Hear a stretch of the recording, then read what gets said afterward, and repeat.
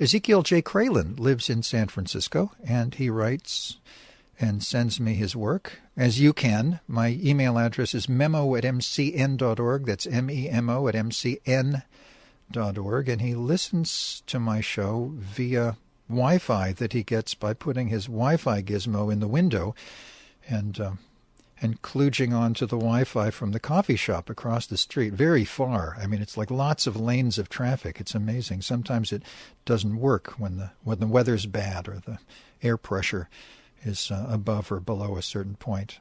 But I hope he's listening, because I'm going to read the story that he sent to me to read for tonight's show. It's titled, Yes, Virginia, Santa Claus is Gay. Just another hetero Xmas. Ezekiel J. Kralin wrote. 8-year-old Virginia Ohanjob wrote a letter to the editor of New York's world-class and multiple award-winning gay periodical, Come Daily Report, and the quick response was printed as an unsigned editorial, September 21, 1987. The work of veteran newsman Francis Fallis Church has since become LGBT history's most ejaculatory newspaper editorial, appearing in part or whole in dozens of languages, in plain brown paper-wrapped books, blue movies, and other racy editorials, and on gay bathhouse posters and Queer Nation flyers. Dear editor, I am 8 years old with 2 lesbian moms. Some of my friends say that Santa Claus can't be gay because he's married to a woman. Papa says, if you see it in the Come, it's so. Please tell me the truth. Is Santa Claus a closet case? Signed, Virginia Ohanjob, 115 West 69th Street. Virginia, your little breeder robot friends are wrong. They have been afflicted by the homophobia of a heterosexist age. They do not boink except what they are permitted to boink. They think that nothing can be poked or made erect which is not sanctioned by our breeder overlords. All penises, Virginia, whether they be men's or children's, are little when compared to a Belgian workhorse.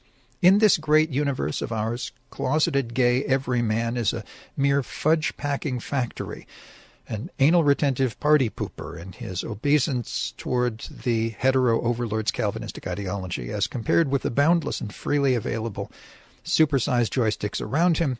Telescoping rod from 7 to 14 inches, comes in thick, extra thick, and bodaciously thick widths that would make even a full-grown man 8 feet tall feel proud as a bantam cock celebrating the dawn, as measured by the guiltless hand capable of grasping the whole shaft of jism-gushing orgasm. Yes, Virginia, there is a gay Santa Claus.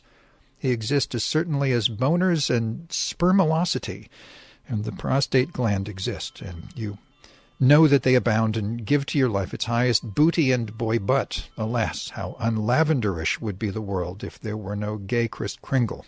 It would be as unlavenderish as if there were no Virginias.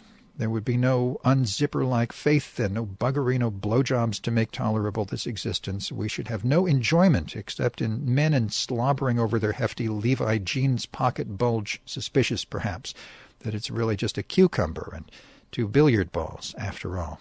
The external light with which childhood fills the anus would be goosed.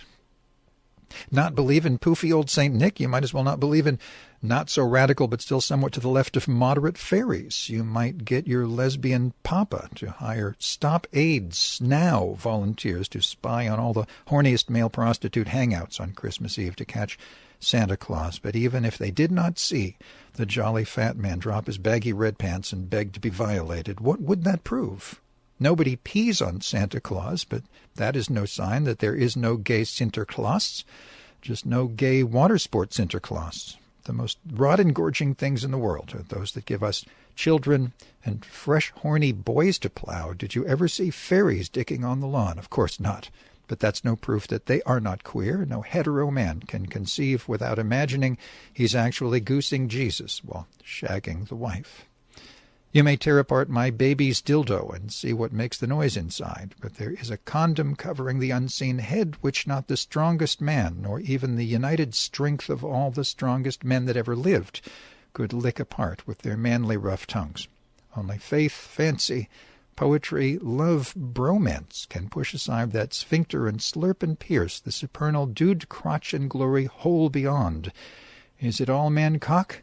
Ah, Virginia, in all this world there is nothing else real and abiding than a hot man's relatively hairless bunghole. Shaving is a plus.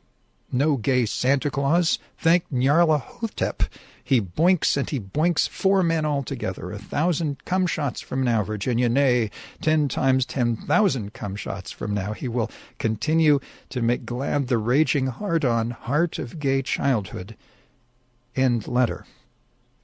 This diabolical little piece of gay witticism has been emailed to various LGBT newspapers and magazines around the world, based upon the original Yes, Virginia, There is a Santa Claus editorial, which actually premiered in the New York Sun in 1897. And there was nothing gay about it, except perhaps the author's first name of Francis, a pansy name if I ever heard one. His full name, believe it or not, was Francis Pharcellus Church, Pharcellus, Pharcellus.